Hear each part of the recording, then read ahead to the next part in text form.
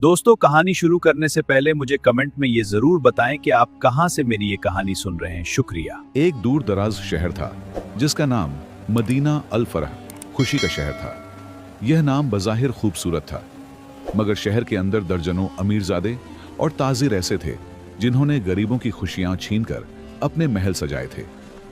इस शहर के सबसे मशहूर चौक पर, जहां दिन रात मतमूल तबके की गाड़ियों का हुजूम रहता था, एक भिखारी बैठा करता था जिसका नाम इमरान था। इमरान की उम्र 30 के आसपास होगी। उसके हाथ में एक पुरानी झंग आलूद और आम सी लोहे की अंगूठी थी जो सड़क पर पड़े किसी कबाड़ से उठाई गई मालूम होती थी। उसने कभी किसी से बराहे रास्त भीख नहीं मांगी। वह खामोश बैठा रहता, आने जाने वालों को गहरी नजरों से देखता और कभी कभार झेरे लब कुछ बड़बड़ाता। उसका कमाल यह था कि उसकी आंखें हर एक अमीर के पीछे छिपे राज को जानने की कोशिश करती थीं। एक दिन मदीना अल फरह का एक मशहूर और मगरूर ताजिर मालिक सलीम अपनी शानदार बग्घी में बैठकर चौक से गुजरा। उसकी बग्घी उस वक्त रुकी जब एक छोटा सा बच्चा उसके घोड़े के सामने आ गया। मालिक सलीम शदीद गुस्से में आया और भूखे बच्चे को बुरी तरह डांटा। इमरान फौरन मौके की नजाकत को भांप गया। वह अपनी जगह से उठा, बग्घी के पास पहुंचा और अपनी गंदी सी अंगूठी को तड़पकर मालिक सलीम की जानिब इशारा किया। ऐ मालिक सलीम, तुम खुशी के शहर में रहते हो, मगर तुम्हारा दिल पत्थर का है। तुम्हारे पीछे गजब की नहुसत का साया है। इमरान ने रौबदार धीमी आवाज में कहा। मालिक सलीम हैरान होकर इस मामूली भिखारी की तरफ मुड़ा। ए ओ भिखारी, पागल हो गया है? यहां से हट जा, वरना तेरे ये हाथ तोड़ दूंगा।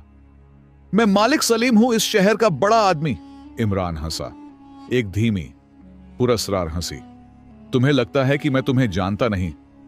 तुम्हारे नौकर हमजा ने, जिसके वालिद का तुमने सारा माल हड़प लिया था, गुज़श्ता शब तुम्हारी दुकान में आग लगाकर 3 लाख अशरफियों का माल चुराने का मंसूबा बनाया है। अगर तुमने इस बच्चे पर तरस न खाया और यह बग्घी न रोकी होती तो तुम्हारी दुकान में सुबह होते ही आग लग चुकी होती। मालिक सलीम का रंग पीला पड़ गया। उसके चेहरे पर खौफ के साए साफ देखे जा सकते थे। हमजा उसका सबसे भरोसेमंद नौकर था और 3 लाख अशरफियों की बात बिल्कुल सच थी जो उसने पिछले हफ्ते खुफिया तौर पर दुकान में छिपाई थी। उसने फौरन पीछे मुड़कर अपने मुहाफिजों को देखा जिनके चेहरों पर उलझन थी। यह तुमने कैसे जाना? मालिक सलीम ने खौफजदा होकर पूछा। यह है मेरी अंगूठी का कमाल। यह लोहे की अंगूठी नहीं, यह आईना ए तकदीर है। यह मुझे आने वाले लम्हों की खबर देती है। इमरान ने अपनी अंगूठी को चमकाने का ड्रामा किया, हालांकि वह जंग आलूद थी। जा और जाकर अपने नौकर हमजा की तलाशी ले। उसके बिस्तर के नीचे तुम्हें दिया सलाइयों का एक डिब्बा और तुम्हारी दुकान की दूसरी चाबी मिलेगी। अब जाओ और किसी गरीब को परेशान मत करना। मालिक सलीम ने एक लम्हा भी झाया नहीं किया। उसने फौरन बग्घी मोड़ी और घर की तरफ भागा। सचमुच उसे हमजा के बिस्तर से सब कुछ मिल गया। यह खबर जंगल की आग की तरह मदीना अल फरह में फैल गई। एक भिखारी के पास जादुई अंगूठी है जो मुस्तकबिल बताती है। अमीरों के लिए यह अंगूठी किसी खजाने से कम नहीं थी, क्योंकि उन्हें अपने छिपे हुए गुनाह और आने वाले नुकसान का खौफ था। अगले दिन इमरान के गिर्द अमीरों का हुजूम था, मगर इमरान ने अपनी पहली चालाकी के तौर पर एक कायदा बना दिया। यह अंगूठी हर किसी का मुस्तकबिल नहीं बताती, सिर्फ उसी को बताती है जिसके दिल में कोई बड़ा बोझ हो या उसका कोई बड़ा राज हो, और सिर्फ उसी का मुस्तकबिल बताती है जो मुझे खाने के लिए 5 अशरफियां दे। दरअसल यह 5 अशरफियां फीस नहीं थीं, बल्कि उसकी जासूसी के लिए दरकार सरमाया था। वह हर अमीर से 5 अशरफियां लेता और कहता, आज रात तुम्हारी किस्मत का पर्दा खुलेगा, कल सुबह तुम आना। शाम ढलते ही इमरान भिखारी के भेस से निकलता और उन अशरफियों से एक अच्छा सा लिबास खरीदता। फिर वह एक जासूस की तरह उन अमीरों के घरों, नौकरों और राजों की तलाश में निकल पड़ता। इमरान की नजर अब ताजिर हामिद पर थी, जो अपने सख्त मिजाज और बेईमानी के लिए मशहूर था। हामिद ने इमरान को 5 अशरफियां दी थीं और अपने मुस्तकबिल के बारे में बेचैन था। रात के अंधेरे में इमरान ने हामिद के आलीशान महल के करीब एक दरख्त पर चढ़कर बैठ गया। वह घंटों खामोश रहा और उसने अपने देखने और सुनने की तमाम सलाहियतों को काम में लगाया। जल्द ही उसने देखा कि हामिद की बीवी बेगम जहरा एक खादिमा को कुछ सोने के जेवरात दे रही थी और खौफजदा लहजे में कह रही थी, जा फौरन ये जेवरात ले जा और ये खत अपने भाई अदनान को दे दे। सलीम को खबर हो गई है कि मैंने उसके पिछले कारोबार में हिस्सा लिया था और वह मुझे जेल भेजना चाहता है। अदनान से कह आज रात ही शहर छोड़ दो और अपना सारा कर्ज चुका दो। यह सलीम की आखिरी चाल है। अगले दिन ताजिर हामिद बेचैनी से इमरान का इंतजार कर रहा था। जब हामिद करीब आया तो इमरान ने फौरन अपनी आंखें बंद की, अंगूठी को होंठों से लगाया और कहा, ए ताजिर हामिद, तुम्हारा सारा मुस्तकबिल तुम्हारी ही बीवी के दामन में लिपटा है। तुम्हारे एक दुश्मन सलीम की वजह से आज तुम्हारा सारा कारोबार तबाह होने वाला है। तुम्हारी बीवी ने आज रात तुम्हारे हरीफ का कर्ज चुकाकर तुम्हें हमेशा की नींद सुलाने का मंसूबा बनाया है। उसने तुम्हारे भाई अदनान को सोने के जेवरात भेजे हैं ताकि वह तुम्हारा माल लेकर भाग जाए। तुम सब तबाह हो जाओगे अगर तुमने मेरी बात नहीं मानी। हामिद हैरान रह गया। अदनान? वह तो मेरी बीवी का भाई है। और सलीम? कौन सलीम? सलीम कौन है यह अंगूठी नहीं बताती, पर यह जरूर बताती है कि तुम्हारा भाई अदनान तुम्हारा सगा नहीं। यह तुम्हारी बीवी की चाल है। अभी जाओ और उसके जेवरात की तलाशी लो। तुम्हें सिर्फ सोने की 3 नकली चूड़ियां मिलेंगी जो तुम्हारी बीवी ने असली की जगह रखकर चोरी कर ली है। जाओ, बचाओ अपने कारोबार को। हामिद के शक को यकीन में बदलने के लिए इमरान ने दानिस्ता तौर पर कुछ बातें गलत मलत की, जैसे अदनान को हामिद का भाई कहना और कहानी में एक और सलीम का जिक्र करना, ताकि हामिद को लगे कि अंगूठी ने सारा सच नहीं बताया, बस इशारा दिया है। हामिद फौरन घर भागा और वाकई चोरीशुदा चूड़ियां और बीवी की परेशानी देखकर उसने अपनी बीवी पर शक करना शुरू कर दिया। इस वाकये ने इमरान की शोहरत को आसमान तक पहुंचा दिया। लोग अब यह नहीं पूछते थे कि यह कैसे मुमकिन है, बल्कि वे यह पूछते थे कि इस जादुई अंगूठी का सही इस्तेमाल क्या है ताकि वे अपने हरीफों को शिकस्त दे सकें। अब इमरान की नजर शहर के सबसे ताकतवर और जालिम आदमी शेख नसीर पर पड़ी, जो मदीना अल फरह का सबसे बड़ा साहूकार था। नसीर को किसी इंसान से डर नहीं लगता था, मगर वह मिर्गी के द्वारों से शदीद परेशान था, जिनका इलाज किसी हकीम के पास न था। शेख नसीर अपनी शान और शौकत से इमरान के पास आया और हिकारत से 5 नहीं 50 अशर्फियां उसके कदमों में फेंकी। ऐ भिखारी, मेरी अंगूठी बता, मुझे बता कि मेरा यह मर्ज कैसे खत्म होगा। अगर तूने मुझे मेरी बीमारी का इलाज बताया तो मैं तुझे दौलत से नहला दूंगा, नसीर ने गुरूर से कहा। इमरान ने 50 अशर्फियों को खामोशी से उठाया और अपने दिल में हंसा। उसने नसीर को देखा और उसके एक मुहाफिज, जिसका नाम तारिक था, को खास तौर पर नोटिस किया। तारिक नसीर से नजरें चुरा रहा था। ऐ शेख नसीर, तुम्हारा मुस्तकबिल, इमरान ने आंखें मूंदी, न तुम्हारे दुश्मनों के हाथ में है और न ही तुम्हारे कारोबार में। तुम्हारा मुस्तकबिल तुम्हारे ही घर में है। मिर्गी तुम्हें नहीं, बल्कि तुम्हारे खानदान के किसी शख्स को है। लेकिन मेरी अंगूठी कहती है कि तुम्हारा यह खौफ तुम्हें खुद मार डालेगा। कल आना, मैं तुम्हें यह खौफ दूर करने का एक खास नुस्खा दूंगा। यह सुनकर नसीर का गुस्सा आसमान पर पहुंच गया। क्या बकता है? मैंने कहा इलाज बता। मेरे खानदान का कौन झूठ बोलता है? मैं तुझे जेल भेज दूंगा। जाओ और अपने मुहाफिज तारिक से पूछो, इमरान ने धीमी और पुरस्रार आवाज में कहा। यह अंगूठी कहती है कि तुम्हारा मुहाफिज तारिक जानता है कि यह मर्ज किसको है। जाओ और कल मुझे जवाब देना। इमरान को मालूम था कि शेख नसीर का मुहाफिज तारिक नसीर के भाई का बेटा है, जिसे नसीर ने बचपन में कैद कर लिया था ताकि उसकी विरासत खुद हासिल कर सके। यह मालूमात इमरान को एक दूसरे भिखारी से मिली थी, जो नसीर के महल में पानी पहुंचाया करता था। रात होते ही इमरान ने अपनी 50 अशर्फियों में से एक अशर्फी से एक आम सा पत्थर खरीदा। उसने उस पत्थर को चमकाया और उस पर कुछ अजीब और गरीब निशान बनाए। अगले दिन नसीर आया। वह अकेला था। उसके चेहरे पर परेशानी के साथ साथ शर्मिंदगी भी थी। ऐ भिखारी, तेरी अंगूठी सच कहती है। यह मर्ज मुझे नहीं, मेरे बेटे को था। लेकिन तुम्हें यह कैसे मालूम हुआ? नसीर ने गहरी सांस ली। इमरान ने फौरन बात का रुख मोड़ दिया। अंगूठी सच बोलती है। अब तुम सुनो, यह रहा वह खास पत्थर। इमरान ने वही आम पत्थर नसीर के सामने रखा। यह पत्थर संगे हिकमत है। इसे एक खास कपड़े में लपेटकर अपने बेटे के बिस्तर के नीचे रख दो और उसके बाद 40 दिन तक तुम सच्चाई का साथ देना। जितना सच बोलोगे उतना तुम्हारे बेटे की बीमारी कम होगी। यह अंगूठी कहती है कि जब तक तुमने अपने भाई की विरासत पर कब्जा कर रखा है, तुम्हारा बेटा कभी ठीक नहीं होगा। नसीर के हाथ कांपने लगे। यह भिखारी आम नहीं था। उसने न सिर्फ उसका सबसे बड़ा खानदानी राज खोल दिया, बल्कि उसकी बीमारी का इलाज भी उसके गुनाह से जोड़ दिया। इमरान ने अपनी अंगूठी उठाई और कहा, और हां, यह अंगूठी कहती है कि अगर तुमने तारिक को उसके हक से महरूम किया तो तुम्हें जल्द ही अपनी सारी दौलत गंवानी पड़ेगी। अब जाओ और जाकर हक अदा करो। यह इस जादुई अंगूठी का हुक्म है। यह जुमला सुनकर नसीर ने फौरन तारिक को बुलाया और उससे माफी मांगी। उसने तारिक को उसका हक वापस कर दिया। यह खबर सारे मदीना अल फरह में फैल गई कि भिखारी इमरान ने साहूकार नसीर से हक दिलवाकर इंसाफ किया।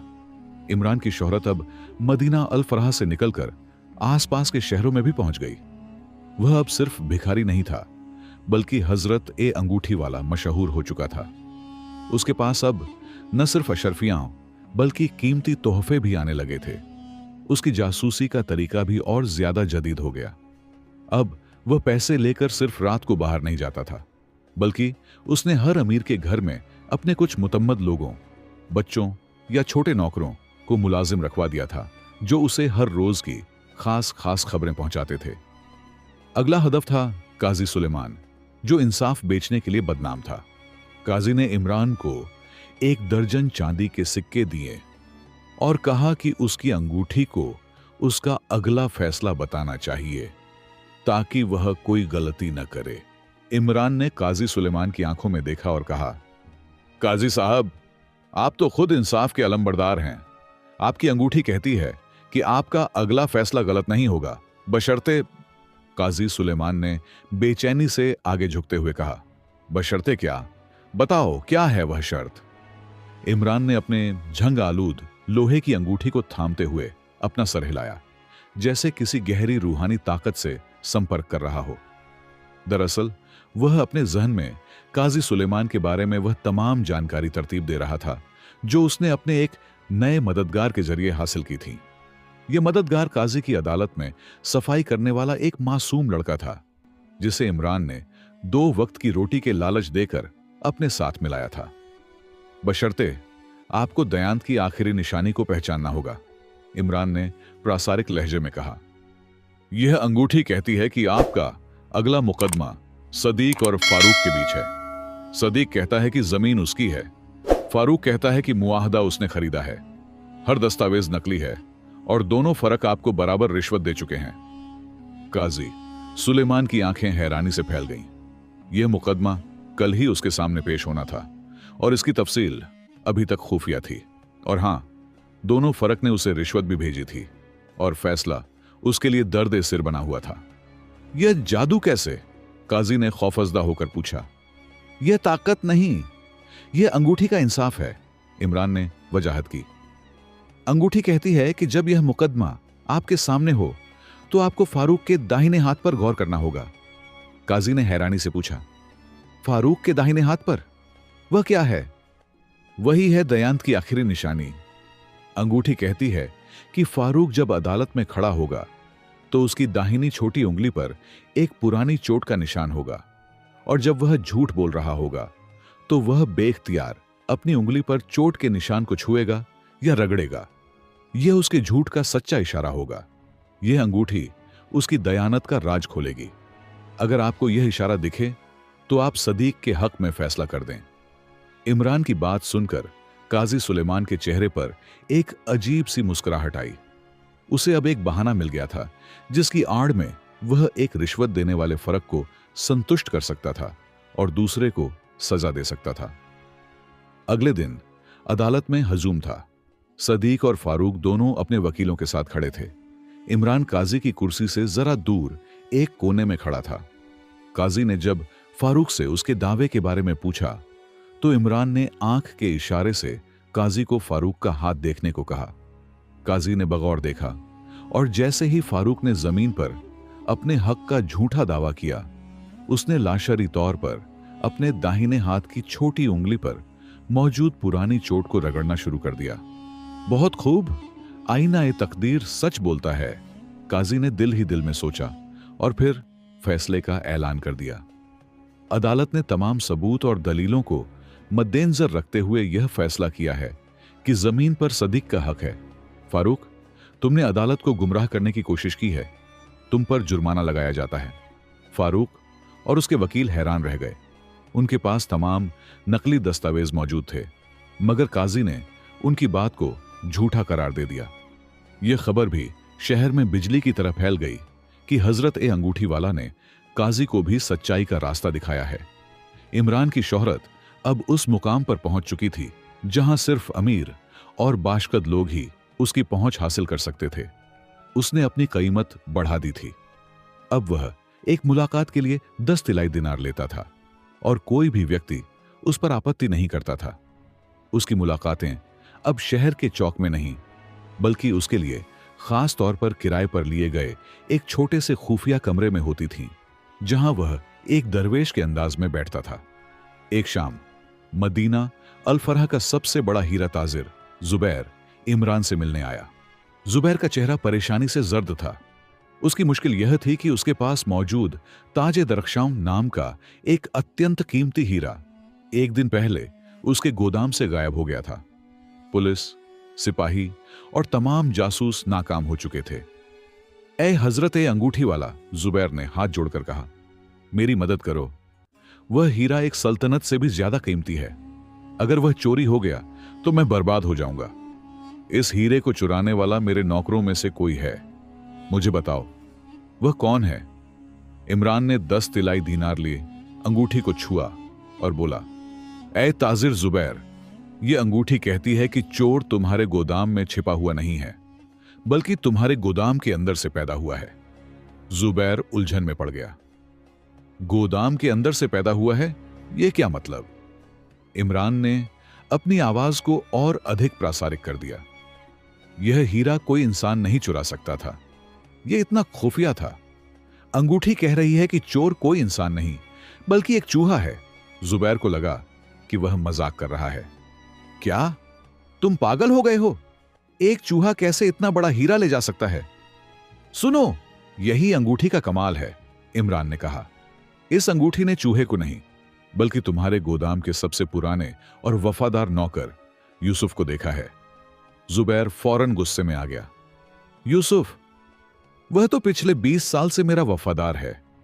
वह ऐसा क्यों करेगा? इसलिए कि उसके दिल में गुस्सा है, इमरान ने अपनी जानकारी का इस्तेमाल करते हुए कहा। इस अंगूठी ने देखा है कि तुमने कुछ दिन पहले उसकी बेटी के इलाज के लिए एक पैसा भी देने से इनकार कर दिया था। गुस्से में आकर उसने एक चाल चली। जाओ, कल सुबह अपने गोदाम के सबसे कोने वाले स्तंभ के पास जो चूहे का बिल है उसे खोदो। इस बिल के अंदर तुम्हें वह हीरा तो नहीं मिलेगा, मगर तुम्हें एक लोहे का छोटा डिब्बा मिलेगा, जिसमें एक कागज का टुकड़ा होगा, जिस पर लिखा होगा, जिस दिन एक अमीर का दिल चूहे से भी छोटा हो जाए तो सबसे कीमती चीज गायब हो जाती है। और उसके नीचे तुम्हारे वफादार नौकर यूसुफ का नाम लिखा होगा। जाओ और सच्चाई का सामना करो। इमरान की यह तमाम तफसीलें दरअसल एक दोबारा तैयार किया गया झूठ था।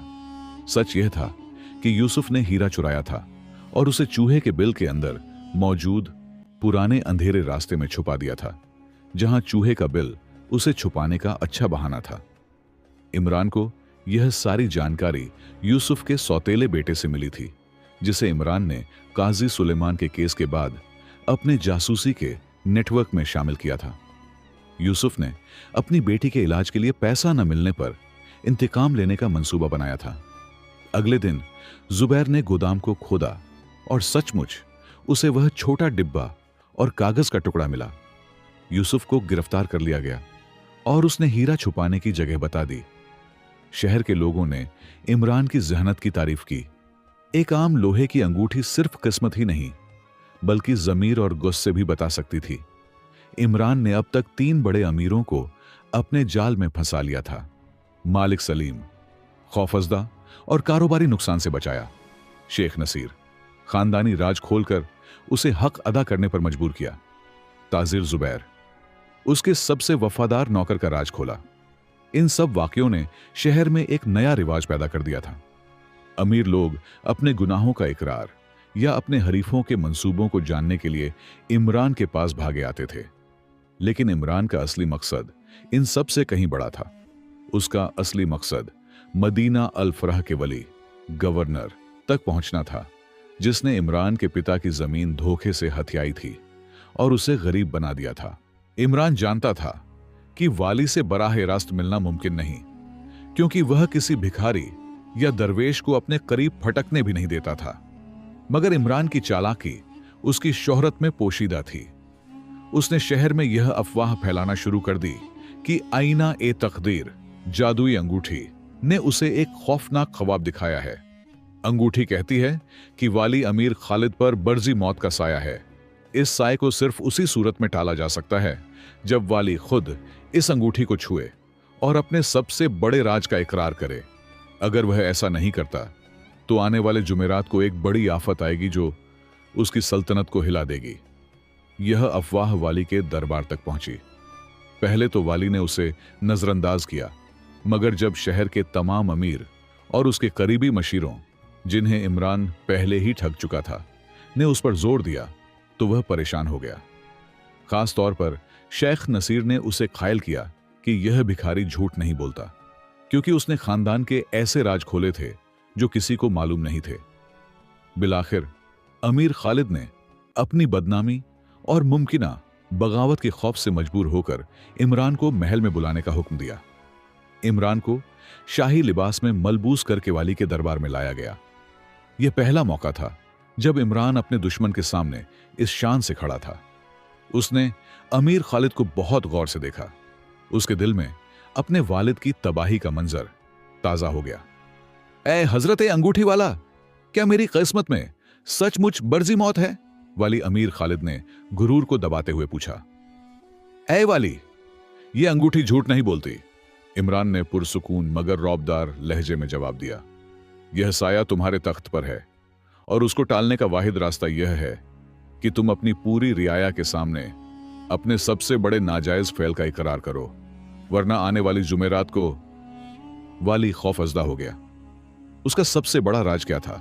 उसने कई जमीनें हथियाई थीं, कई लोगों को कैद किया था और खजाने में बददियांती की थी।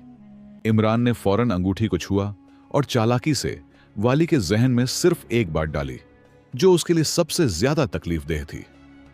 वाली साहब, क्या यह सच नहीं है कि आज से 20 साल कबल, जब तुम सिर्फ एक जागीरदार थे, तुमने एक वफादार किसान की तमाम जमीन इस बहाने से हथिया ली थी कि वह एक मुहिम पर गया था और उसका कर्ज बाकी था, जबकि कर्ज झूठा था, और तुमने उसके असली मुआहिदे को अपने तख्त के नीचे मौजूद संदूक में छुपा रखा है?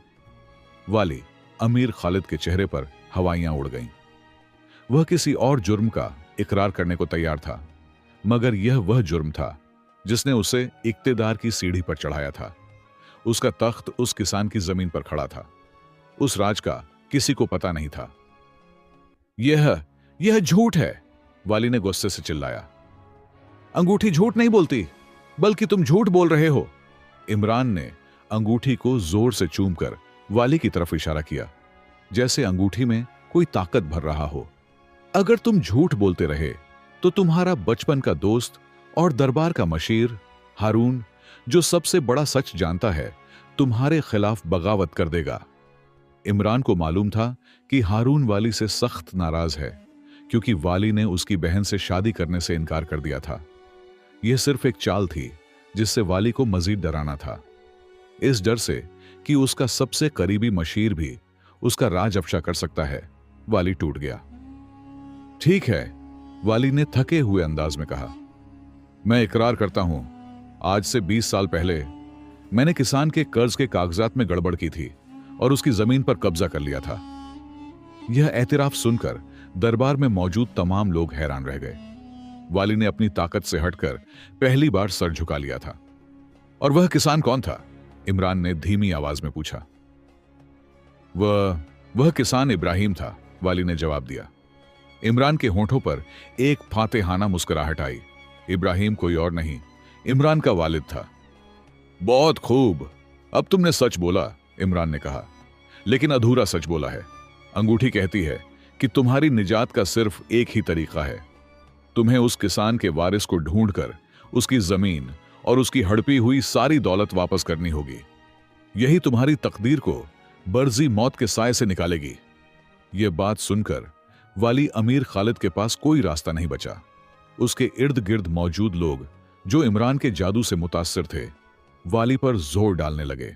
मजबूरन वाली ने इकरार किया कि किसान इब्राहिम के वारिस को तलाश करके उसकी सारी चीजें वापस की जाएंगी। मैं वह वारिस हूं। इमरान ने अपना दरवेश का नकाब हटा दिया और अपनी असलियत जाहिर की। मेरा नाम इमरान है। मैं उसी किसान इब्राहिम का बेटा हूं जिसकी जमीन तुमने हथियाई थी। तुम्हारी यह सारी दौलत और शोहरत एक झूठ पर कायम थी। दरबार में हंगामा बरपा हो गया। वाली को इस भिखारी की चालाकी और जहानत का अंदाजा हुआ। वह गुस्से से पागल हो गया, मगर कुछ कर न सका क्योंकि उसने पूरी रियाया और मशीरों के सामने इकरार कर लिया था। इमरान ने अपने वालिद की जमीन और वह सारी दौलत हासिल कर ली जो वाली ने हड़प ली थी। अगले दिन इमरान ने दरबार में वापस जाकर वाली के सामने अपनी झंग आलूद लोहे की अंगूठी को दरबार में मौजूद एक छोटे से तालाब में फेंक दिया। यह अंगूठी कोई जादुई नहीं थी, इमरान ने बुलंद आवाज में कहा। यह सिर्फ एक आम लोहे का टुकड़ा थी। इसमें कोई ताकत नहीं थी। इसकी असल ताकत तुम्हारे अंदर छुपे हुए झूठ, खौफ और शर्म में थी। मैंने जो कुछ भी जाना वह सिर्फ इसलिए कि तुम लोग अमीर होकर भी अंधे हो गए थे। तुमने अपने नौकरों पर जुल्म किया, उनकी मजबूरियों को नजरअंदाज किया और रिश्वत पर भरोसा किया। मैंने अपनी अशरफियों से तुम्हारे नौकरों, तुम्हारे दरबारियों के बच्चों और तुम्हारे रिश्तेदारों को खरीदा। मैंने तुम्हारी कमजोरियों की जासूसी की और उनको इस अंगूठी के जादू का नाम दिया। जिस दिन तुमने अपने लोगों की कदर की होती, उनके छोटे छोटे राजों और मजबूरियों पर गौर किया होता, उस दिन मैं कामयाब नहीं हो पाता। यह अंगूठी दरअसल तुम्हारा जमीर थी। वाली अमीर खालिद ने नदामत और हैरत से सर झुका लिया। इंसाफ ताकत या जादू से नहीं मिलता, बल्कि मुशाहिदा, जहानत और सच्चाई को बेनकाब करने की जुर्रत से मिलता है। जो शख्स ये समझता है कि वह अपने जुल्म को दौलत के पर्दे के पीछे छुपा सकता है, वह दरअसल अपने सबसे बड़े जासूस, अपने जमीर को अपने दुश्मन के हाथ में दे देता है। दोस्तों, अगर आपको मेरी यह कहानी अच्छी लगी है तो इसे लाइक और शेयर करें और मेरी चैनल किस्सा खाना टीवी को सब्सक्राइब करना न भूलें। और हां, कमेंट में जरूर बताएं कि आप कहां से इस वीडियो को देख रहे हैं। अब मिलते हैं अगली कहानी में। तब तक के लिए अल्लाह हाफिज।